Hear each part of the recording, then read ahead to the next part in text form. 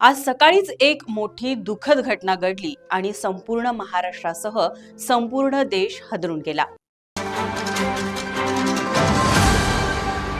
नमस्कार, माझा महाराष्ट्र न्यूज मध्ये मी साक्षी. राज्याचे उपमुख्यमंत्री आणि सर्वात धडाडीचे नेते म्हणून प्रचलित असलेले आणि पहाटेच दिवसाची सुरुवात करून अवघ्या महाराष्ट्राला आदर्श घालून देणारे महाराष्ट्राचे दादा व्यक्तिमत्व उपमुख्यमंत्री अजित पवार यांचे विमान अपघातात निधन झाले आहे. आज बुधवारी 28 जानेवारी 2026 ला बारामतीमध्ये झालेल्या विमान अपघातात दादांनी अकाली एक्झिट घेतली आणि अवघा महाराष्ट्र निशब्द निस्तब्ध झाला. अविश्वसनीय घटना ऐकून प्रत्येक जण हळहळला. महाराष्ट्राच्या राजकारणात अजित पवार यांचा एक वेगळाच दरारा होता. महाराष्ट्राच्या राजकारणाचे दादा अशी ओळख त्यांनी तयार केली होती. राजकारणात प्रवेश केल्यापासूनच अजित पवार यांचे मुख्यमंत्री पदाचे स्वप्न कुणापासून लपून राहिले नव्हते. गेल्या 40 वर्षाच्या त्यांच्या राजकीय प्रवासात त्यांना मुख्यमंत्री पदाच्या संधी आल्या, पण प्रत्येक वेळी मुख्यमंत्री पदाने त्यांना हुलकावणी दिली. शेवटी मुख्यमंत्री होण्याचं अजितदादा यांचं स्वप्न अधुरं राहिलं.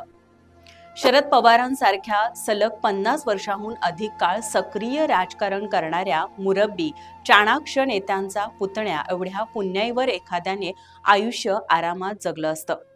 शरद पवारांचं बोट धरून राजकारणात आलेल्या अजितदादांनी अल्पावधीतच स्वतःची चुणूक दाखवली. नेता होण्यासाठी घरात परंपरेने असलेले नेतृत्व कामाचं नसतं, त्यासाठी स्वतःमध्ये कर्तृत्वही असावं लागतं. सोसायटी, ग्रामपंचायतीपासून विधिमंडळापर्यंत राजकारण करणं, त्यावर पकड ठेवणं ही सोपी गोष्ट नाही. अजितदादा त्यात माहीर होते. आजच्या काळात ग्रामसेवकापासून राज्याच्या प्रधान सचिव स्तरापर्यंतच्या प्रशासनावर पकड असलेला अजितदादांशिवाय दुसरा नेता नाही.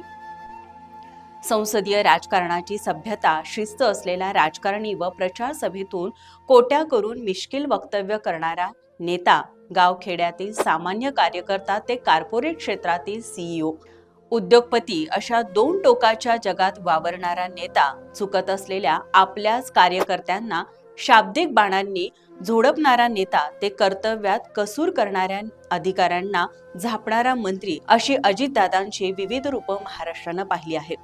दादांची दहशत नव्हती तर दरारा होता. कामाचा झपाटा प्रचंड होता. सकाळी 6 वाजायच्या आत कामाला लागणारा हा नेता होता.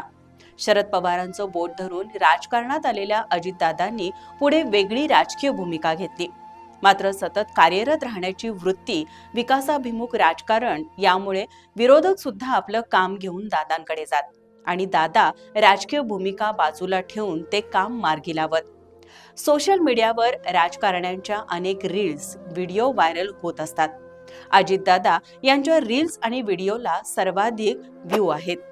शाब्दिक कोट्या, मिश्किल वक्तव्य करणारा, पत्रकारांच्या प्रश्नावर हजरजबाबी उत्तर देणारा आजच्या काळात दुसरा राजकारणी नाही.